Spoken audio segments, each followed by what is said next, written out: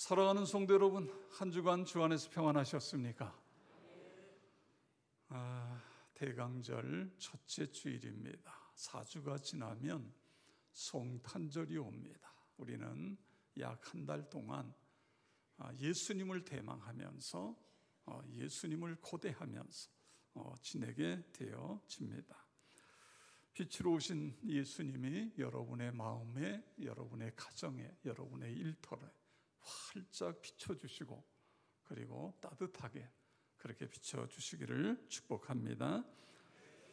저는 지난 금요일 날 점심때 어느 분과 약속이 있어서 차를 운전하고 나가는데 차창에 첫눈이 흩날리는 거예요.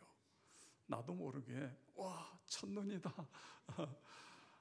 첫눈이 그렇게 좋을 수가 없었습니다. 그런데 라디오에서는 2시부터 이루어지는 고 김영삼 대통령 그 국가장 연결식에 대한 그런 이야기들이 흘러나오고 있었습니다. 제가 늘 가슴 아프게 생각했던 것들은 전직 대통령에 대한 평가입니다. 너무도 야박하다. 어떻게 그렇게 어두운 면만 들춰낸단 말인가? 여러분, 고 이승만 대통령의 경우도 이 나라의 독립을 위해서 그리고 민주주의의 기틀을 세워놓는 데에 얼마나 큰 일을 했습니까? 박정희 대통령, 김대중 대통령, 김영삼 대통령, 노무현 대통령, 그리고 이분들은 다 물론 세상을 떠나셨습니다만 현재 생존해 계신 이명박 대통령, 나름대로 그분들 나름대로 국가 발전을 위해서 최선을 다하지 않았습니까?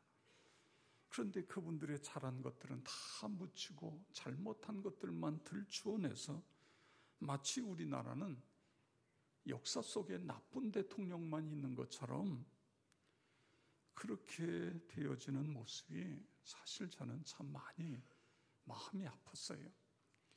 그런데 고 김영삼 대통령 서거 이후에 재평가가 이루어지는 모습을 보면서 참 마음 한 구석에 기쁨이 있었습니다.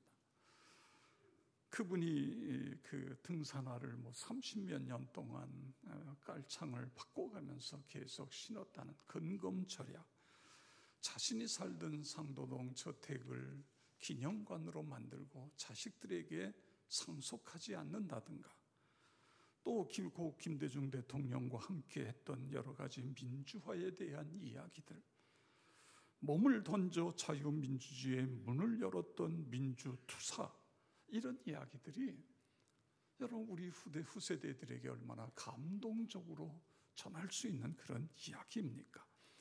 의회 민주주의자로서 소통을 중시했고 통합과 화합의 힘을 썼고, 또 그뿐만 아니라 신실한 그리스도인의 장로님, 이런 부분들이 그렇게 저에게 감동이 되면서 참 우리 모두가 그분이 가신 자취를 우리도 따라가야 되겠구나, 그런 생각을 갖게 되었습니다.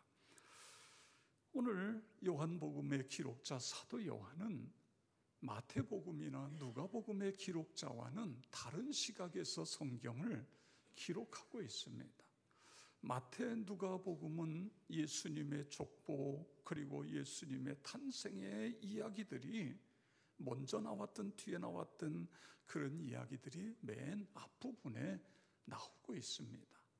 그런데 사도 요한은 예수님이 어떻게 태어났다 이런 부분들은 다 빼놓고 태초에 말씀이 계셨다, 그 말씀이 하나님과 함께 계셨다, 그 말씀에 의해서 만물이 만들어졌다, 그 말씀이 바로 육신을 입고 오신 예수 그리스도다. 할렐루야. 말씀과 예수 그리스도, 여기에 말씀이라고 하는 건 로고스라는 단어를 쓰고 있습니다. 이 로고스라는 단어는 유대나 또는 헬라나 모두에게 있어서 어떤 인격을 이야기하는, 그냥 말씀 그러면 누가 이야기했다 이런 정도가 아니라 그 말씀 자체가 그 사람이라는 거예요. 말씀이 바로 그분이다. 예수님의 말씀이 바로 예수님, 하나님의 말씀이 하나님, 말씀과 하나님을 동일시하고 있는 것입니다. 그래서 여기 로고스라고 하는 건 창조자이며 신성을 가진 인격체라고 하는 그런 뜻인 것입니다. 예수님의 인격과 로고스, 말씀을 동일시하고 있는 것입니다. 여러분 창세기 1장에 보세요. 하나님이 말씀으로 천지를 창조하시지요. 빛이 있으라 그랬더니 빛이 생겼어요.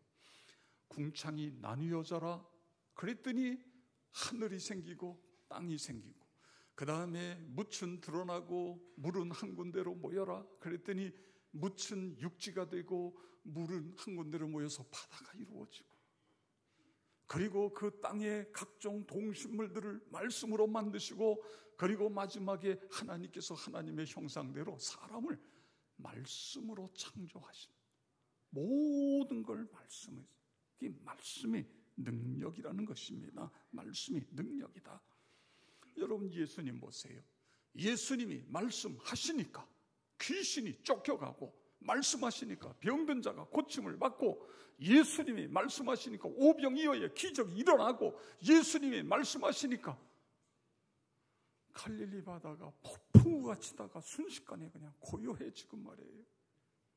예수님이 말씀하시니까 사람의 인격이 변화되어 제자가 되어지는 이런 놀라운 사건이 일어나고 있는 것을 볼 수 있습니다.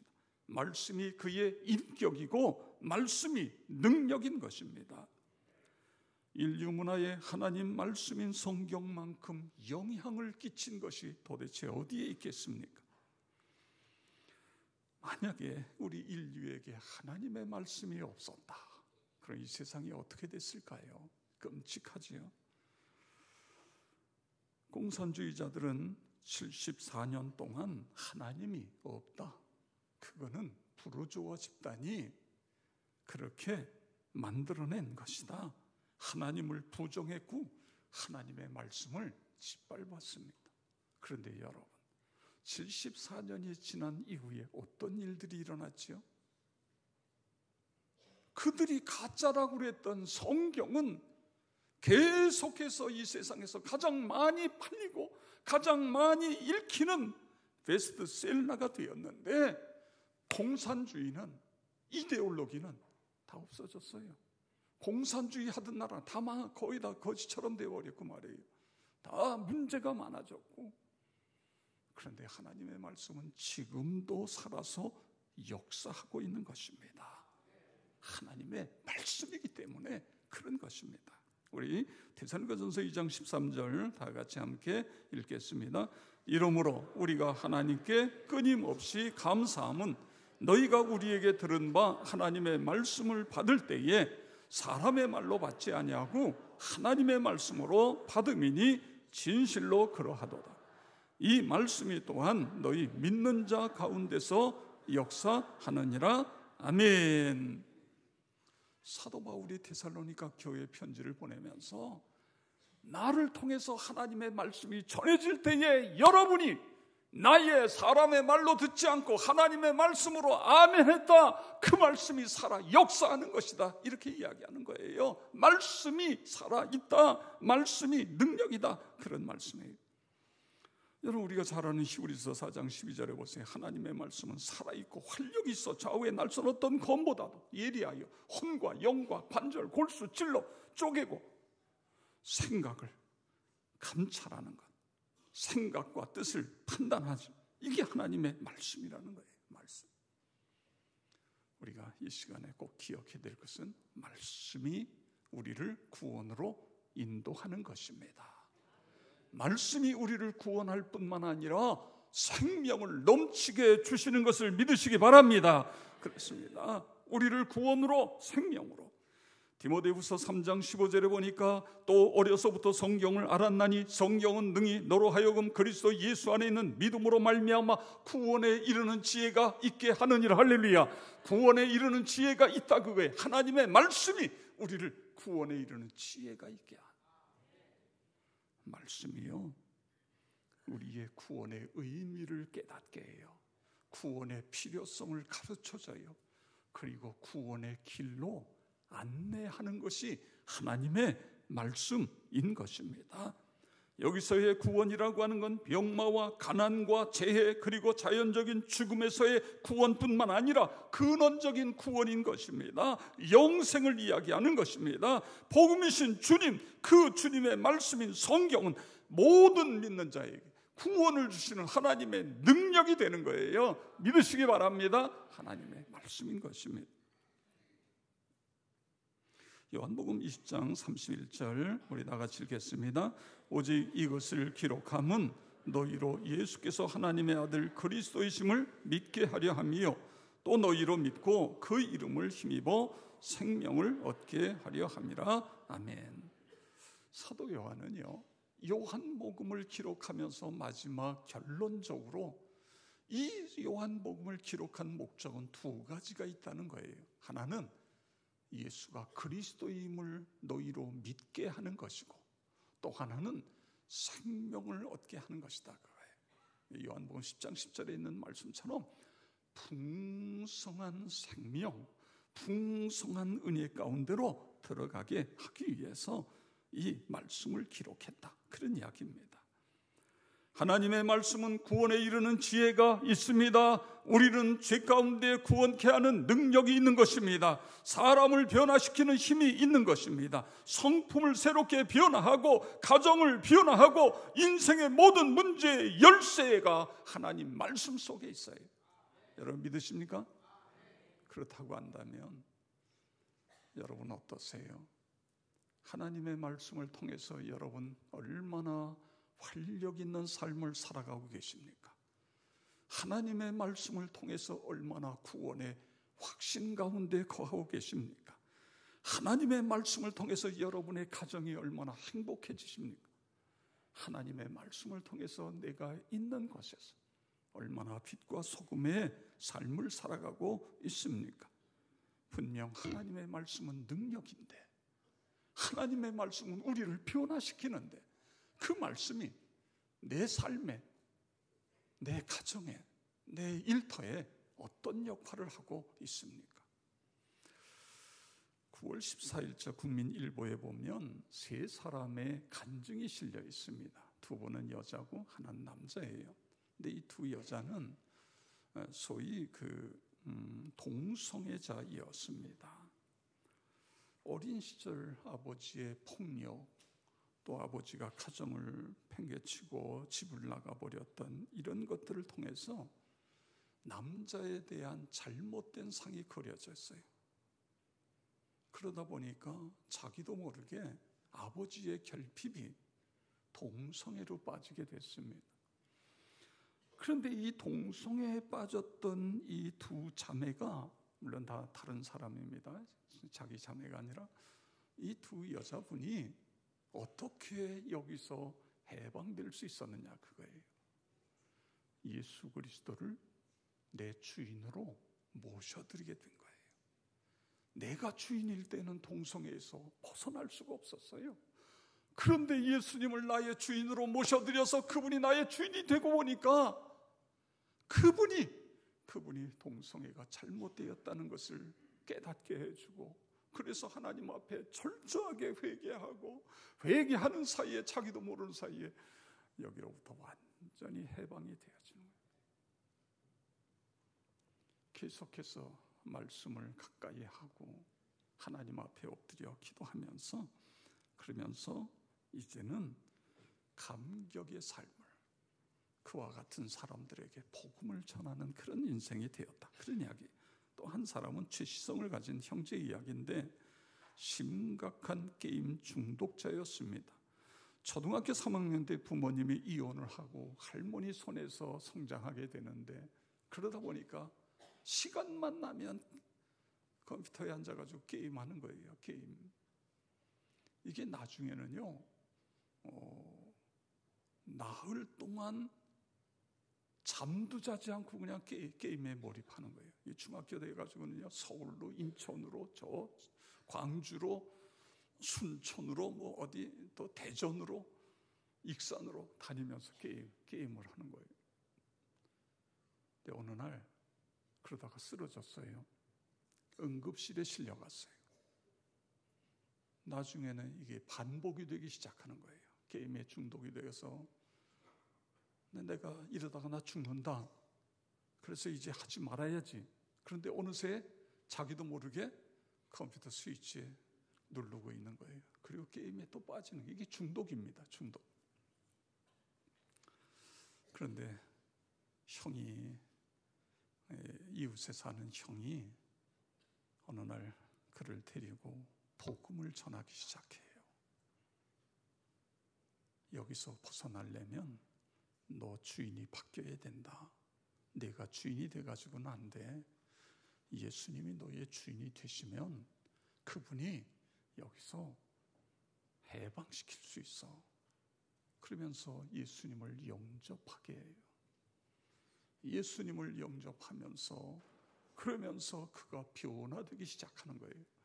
근데 예수님을 영접한 고등학교 2학년 때 학력고사를 봤는데 28점이 나왔어요. 이 언어 영역에서 9등급이에요. 9등급 꼴찌입니다. 꼴찌. 그런데 그러면서부터 예수님을 믿기 시작하면서부터 그저 그 게임하던 열정을 공부하는 데다가 쏟아붓기 시작하는 거예요. 새벽에 일어나서 하나님 앞에 나와서 새벽 기도하고 그때부터 공부를 하기 시작하는데 그 다음 시험을 보는데 그때에 전교에서 12등을 했대요. 어떻게 이런 기적 같은 일이 일어나는가. 대학에 4년 전 장학금을 받고 대학에 들어갔어요. 그리고서 뭘 하느냐 하면 중고등학교 대학에 다니면서 특강을 해주는데 어떻게 하면 이 게임 중독에 걸리지 않는가, 이런 이야기부터 시작해서 게임 중독에서 해방되어질 수 있는 이런 이야기들을 하면서 자연스럽게 내가 어떻게 해방됐어요? 누구 때문에? 예수님 때문에. 그래서 자연스럽게 복음을 전하는 그런 일을 하고 있다는 간증이 거기에 실려 있었습니다. 성도 여러분, 뇌를 망가뜨리고 인생을 포기하게 하는 이 중독에서 누가 해방을 시켰어요? 예수 그리스도의 말씀이에요. 하나님의 말씀인 것입니다. 여러분, 말씀이 무엇이기에 이런 능력이 있는 거예요? 모든 성경은 하나님의 감동으로 된 것으로, 그렇습니다. 성령의 감동으로 됐어야 우리가 성경을 읽을 때에 그 성경이 감동되던 그 감동이 읽을 때에 우리 안에 들어와서 역사하는 거예요. 우리를 감동하는 것입니다. 그리고요, 모든 성경의 초점은 예수 그리스도예요. 말씀이신 예수 그리스도가 초점인 것입니다. 그 말씀 속에는 모든 문제의 해결이 있는 걸 여러분 믿으시기 바랍니다. 교훈도 있고 책망도 있고 바르게 함과 의로 교육하기에 유익한 내용이 가득 차 있는 것입니다. 저는 금년 예배 대행진을 해오면서 후반부에 주일 말씀을 우리가 간증으로 그걸 가지고 살아온 내용들을 간증을 써보자. 그리고 매일매일 성경 한 장 읽는 것을 영성 읽기, 소위 그것을 하자 그래서 인쇄물을 만들어 드리고 그랬습니다. 근데 이제 저도 매일매일 성경을 읽고 묵상하고 그 말씀을 가지고 하루하루 살아가잖아요. 그런데 이 말씀의 은혜가 그렇게 클 수가 없어요. 시편 기록자가 하나님의 말씀은 송이꿀보다 더 달도다, 이런 표현을 썼는데 그 말씀이 주체할 수 없는 기쁨으로 다가오는 거예요. 하나님의 말씀이 살았고 운동력이 있다고 그랬는데 좌우에 날선 것보다도 예리한 그 말씀이 이런 것이로구나. 저는 2016년도에도 이 경건일기 쓰는 일들을 계속 하려고 합니다. 여러분, 이왕이면요 노트를 하나씩 사세요. 그리고 거기다가 경건일기 쓰세요. 아니면 컴퓨터에다가 새로운 폴더를 하나 만들어서 거기다 경건일기 컴퓨터에다 하면 되잖아요. 내가 오늘 한 장 읽었다. 내용은 뭐다. 여기서 하나님은 나에게 뭘 말씀하신다. 오늘 하루는 이 말씀을 가지고 살겠다. 그리고 살고서 그 다음 날은 내가 어제 이렇게 이 말씀 가지고 살았더니 이런 은혜가 있었다. 이런 변화가 있었다. 쓰는 거예요. 이것이 지속이 되면 습관이 되어집니다. 그리고 하나님과 함께하는 삶을 살게 되어지는 거예요. 오늘 사도 요한은 예수님이 말씀으로 이 세상에 오셨고 그분이 천지를 창조하셨고 그분이 우리에게 오셔서 오늘도 살아 역사하시면서 우리의 인생을 변화시키고 우리를 영원한 하늘나라로 인도하는 것이 하나님의 말씀입니다. 여러분, 그렇다고 한다면 우리가 어떻게 살아야 되겠어요? 제가 요한복음 묵상할 때에 하나님께서 저에게 순간적으로 주시는 말씀이 뭐냐면 이 말씀이 능력인데 이 말씀이 우리를 변화시키는데 그렇다고 한다면 매일 그분을 만나야 되지 않느냐 그거예요.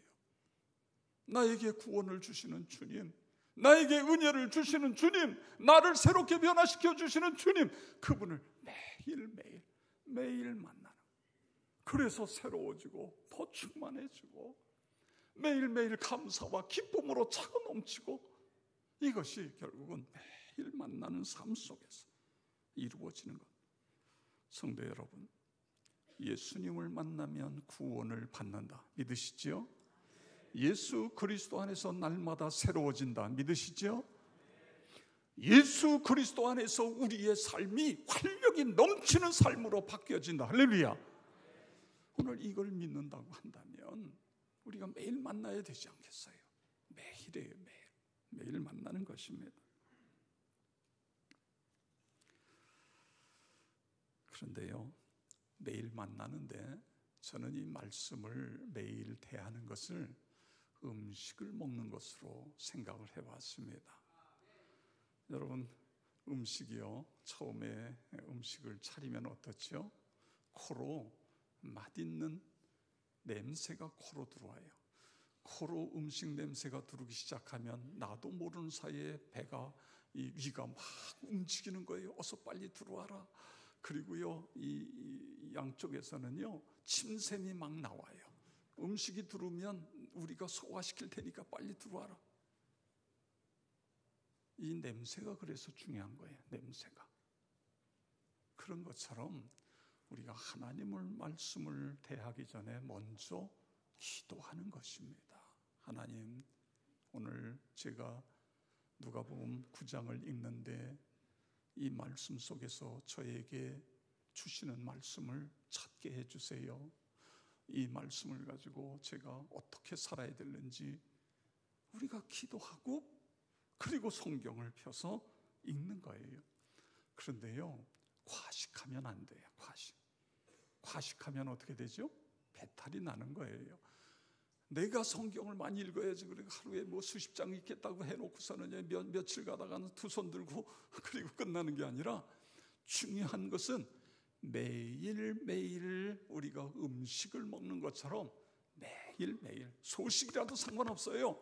소식이라도 매일매일 성경을 읽고 묵상하는 거예요. 밥을 먹은 다음에 뭐 하죠?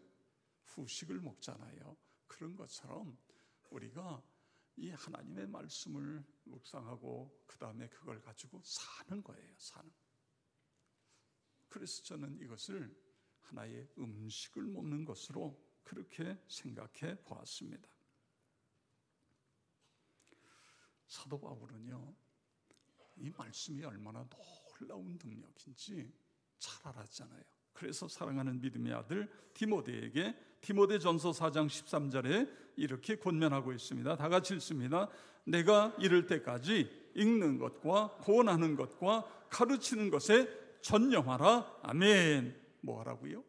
전념하라 그거예요. 올인하라는 거예요. 하나님의 말씀을 읽고 묵상하고 그리고 그것을 가지고 연약한 사람들을 권면하고 가르치고 전념하다 그래요. 전념하라. 제가 좋아하는 성경 중에는 시편 119편 97절이 있습니다. 내가 주의 법을 어찌 그리 사랑하는지요. 내가 그것을 종일 작은 소리로 읊조리나이다. 작은 소리로. 큰 소리로 하면 다른 사람이 저 사람 미쳤어? 뭐 그럴 수 있잖아요. 저 길을 가면서도 울중얼거리네. 나만 듣게. 매일이 아니라 순간순간 주님의 말씀을 계속해서 읊조리는 거예요. 계속해서 읊조리는, 말씀에 젖어 들어가는 거예요. 시편 1편에 복 있는 사람이 어떤 사람이라고요? 주야로 묵상하는 자로다. 주야로 아침 저녁으로 하나님 말씀입니다. 하나님 말씀. 우리 이제 대강절 약 한 달 정도, 대강절 기간이 한 달 정도입니다. 이 대강절 기간 동안에 예수님이 말씀으로 오셨다. 우리가 말씀을 귀하게 여기고 예수님을 매일 만나는 건 결국 말씀을 통해서 만나는 겁니다. 여러분 그렇게 살아가심으로 여러분이 날마다 새로워지시고 그리고 승리하는 그런 삶을 살아가시길 주의 이름으로 축원합니다.